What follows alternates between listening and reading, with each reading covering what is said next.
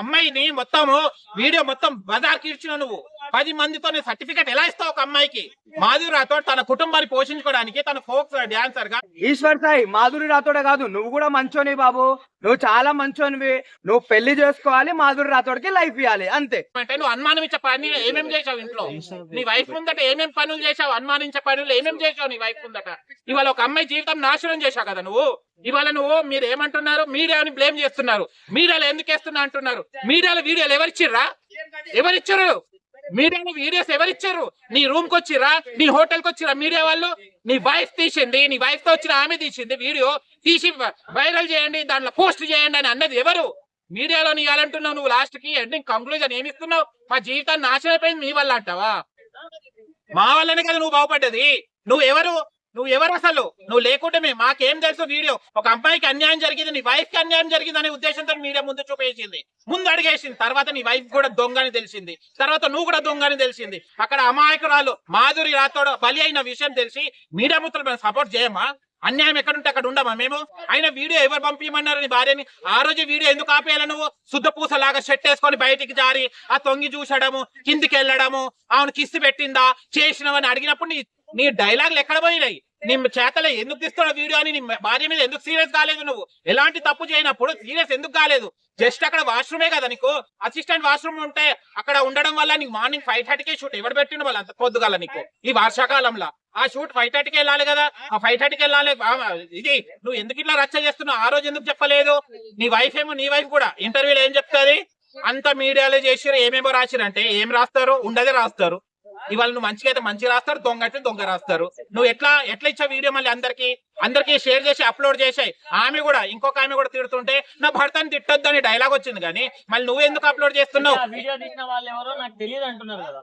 తెలియదు ఎందుకు? ఇప్పుడు బయటికి కూడా వస్తాయి కదా అవి. ఇప్పుడు మాధురి రాథోడ్ కేసు పెట్టింది కదా, ఆ అమ్మాయి అయితే గుర్తుపడుతుంది కదా. మనకు వచ్చిన ఊహాగానాలు ఏంటంటే వాళ్ళ ఎవరైతే వాళ్ళ వైఫ్ వాళ్ళ అక్కనో సిస్టరో అని తెలియడం జరిగింది. మనం ఫేస్ చూడకుండా మనం జడ్జిలేం కాబట్టి ఆ విషయం నేను చెప్తలేను. ఎందుకంటే ఆ వీడియో తీసిన ఆమె ఎన్ని బూతులు మాట్లాడింది. 10 మందితో చేసుకున్న ఆమెతోని నువ్వు చేస్తావా అన్నది. అంటే నీకు ఫ్రెష్ కావాలా? నీ ఈశ్వర్ సాయికి ఫ్రెష్ కావాలా? అంటే 10 మందితో నువ్వు సర్టిఫికేట్ ఎలా ఇస్తావు అమ్మాయికి?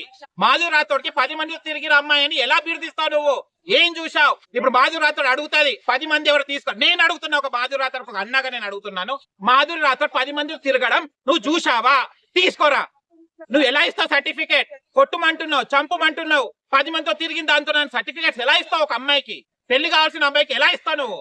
నీ జోష్ నువ్వు. ఇప్పుడు అకౌంట్ బ్లాక్ చేసుకుంది అమ్మాయి అకౌంట్ బ్లాక్ చేసుకుంది. నీకు ఇంత మాటలకే నీ కామెంట్స్ కి అకౌంట్ బ్లాక్ చేసుకుంటే అమ్మాయిని మొత్తము వీడియో మొత్తం బజార్కి ఇచ్చిన నువ్వు 10 మందితో సర్టిఫికేట్ ఎలా ఇస్తావు ఒక అమ్మాయికి? మాధురి రాథోడ్ తన కుటుంబాన్ని పోషించుకోవడానికి తన ఫోక్ డాన్సర్ గా తను ఒక మంచి పేరు సంపాదించుకుంటుంది. ఆ ఫేమ్ ని డీఫేమ్ చేయడానికే మీరు ఈ పని చేయడం జరిగింది. ఈశ్వర్ సాయితోని పెళ్లి కావాలి, పెళ్లి అయితేనే సూపర్ ఉంటది, లేకపోతే ఈశ్వర్ సాయిని అస్సలు వదలమన్నా మేము. ఇప్పుడు పెళ్లి చేసుకుంటాడు అనుకున్నా, ఆల్రెడీ భార్య ఉండగా మాధురితో తిరిగాడు, మాధురిని పెళ్లి చేసుకుంటాడు అన్నా. ఇప్పుడు ఒకటి నీకు అర్థమవుతుందా? ఇప్పుడు నువ్వు అంటున్నావు కదా పెళ్లి అయిందని చెప్పేసి, మరి ఆమెతో పడుకుంటున్నప్పుడు అంటుండు కదా నేను ఏదో స్ట్రెస్ వల్ల, అంటే ఆ అమ్మాయికి నాకు కొంచెం ఏమంటూ ఉంది, ఫిజికల్ గా ఉంది అని చెప్పేసి, కమ్యూనికేషన్ ఉంది అని చెప్పేసి అంటుండు కదా.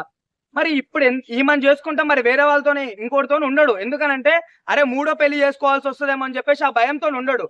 సో ఒకటి చెప్తున్నా, ఇట్లాంటి ఈడికైనా సరే ఇట్లాంటి కుక్కలకి ఎవరైనా కమిట్మెంట్ అడుగుతారు కదా, అట్లాంటి కుక్కలు ఎవరైనా ఉన్నా సరే ఇప్పుడు ఏమంటారు మాధురి రాథోడ్ నుంచి పెళ్లి చేస్తే నెక్స్ట్ టైం వాళ్ళు కూడా భయపడతారు. అరే వద్దురా బాబు మన్ననే ఇట్లా పెళ్లి చేసారని చెప్పేసి భయపడతారు. సో కంపల్సరీ ఈశ్వర్ సాయి మాధురి రాథోడే కాదు, నువ్వు కూడా మంచోని బాబు, నువ్వు చాలా మంచోనివి. నువ్వు పెళ్లి చేసుకోవాలి, మాధురి రాథోడ్కి లైఫ్ ఇవ్వాలి, అంతే. అన్న సింగర్స్ అందరూ మీటింగ్ పెట్టారన్న. ఎట్లా అంటే ఫోక్ డాన్సెస్ అట్లా అనొచ్చని జానులి ఇలాంతా మాస్టర్స్ అంతా మీటింగ్ పెట్టారు. మరి ఏమంటారు? జానులిరే, నాకు తెలిసి జానులిరే ఏమంటారు దొరకబట్టించింది అనుకుంటా నేనైతే వీళ్ళని. అసలు నీకు సిగ్గు లేకుండా ఎవడమ్మా నేను అన్నది? అసలుకి ఎవడన్నా మ్యాటర్ తీసిండు? అసలుకి ఫోక్ ఇండస్ట్రీ ఇంత గలీజ్ అని ఎప్పుడన్నా తీసిండు ఎవడన్నా? ఏం తీయక ముందుకే ఏదో పెద్ద నువ్వే ఫోక్ ఇండస్ట్రీని శంకుస్థాపన చేసినట్టు ఓ పెద్ద నీ మాటలేంది అసలుకి? ఏమంటారు ఫోక్ ఇండస్ట్రీకి సారీ చెప్పాలని అంటే నువ్వు కూడా ఆ స్టేజ్ నుంచి వచ్చినావు, కానీ నువ్వు దొరికినవో దొరకలేదో మాకు తెలియలే. కానీ నువ్వు ఎట్లా మాట్లాడుతున్నావు అంటే ఫస్ట్ నిన్న మన్నాడు దాకా ఒకరిని అన్న అన్న అన్న అని చెప్పేసి అన్నావు, ఈ రోజు మనం పెళ్లి చేసుకున్నావు. మరి టోనీ అన్నను వదిలేసినప్పుడు మేము మీకు సపోర్ట్ చేసినామా లేదా? మరి ఆ రోజు నువ్వు ఆడపిల్లవి, ఈ రోజు మాధురి రాథోడ్ కూడా ఆడపిల్ల కదా. మరి ఇప్పుడేమైంది? ఒక ఆడపిల్లవి ఫోక్ ఇండస్ట్రీలో ఉన్నావు, ఒక ఫోక్ ఇండస్ట్రీ ఆడపిల్ల దొరికింది, అప్పుడు నువ్వు ఎట్లా సపోర్ట్ చేయాలి? ఓ అక్కలాగా సపోర్ట్ చేయాలి. అంతేగాని మా ఫోక్ ఇండస్ట్రీ ప్రాణం పోయింది, మా ఫోక్ ఇండస్ట్రీ అసలుకి ఈ రోజులే లేవు, అసలుకి వీళ్ళంతా చెడగొడుతురు అని ఎట్లా అంటే, చెడగొట్టేది వాళ్ళు వీళ్ళు కాదు, అసలు చెడగొట్టేదే నువ్వు. అసలు అర్థమవుతుందా? నీ కొడుకు అంటే లిరి అంటే నీకు ప్రాణం కదా, వాడి జోలికి ఇవ్వడానికి వస్తే నువ్వు ఎంత హట్ అవుతావో. ఈ రోజు ఒక ఆడపిల్ల జీవితం అట్లనే ఖరాబ్ అయింది. సో నువ్వు దీని గురించి మాట్లాడు, ఫోక్ ఇండస్ట్రీ గురించి మాట్లాడుతున్నావు. అసలు నీకు బుర్ర బుద్ధి ఏమైనా చిప్పు ఉందో లేదో ఫస్ట్ చూసుకో, తర్వాత మాట్లాడుతూ కానీ.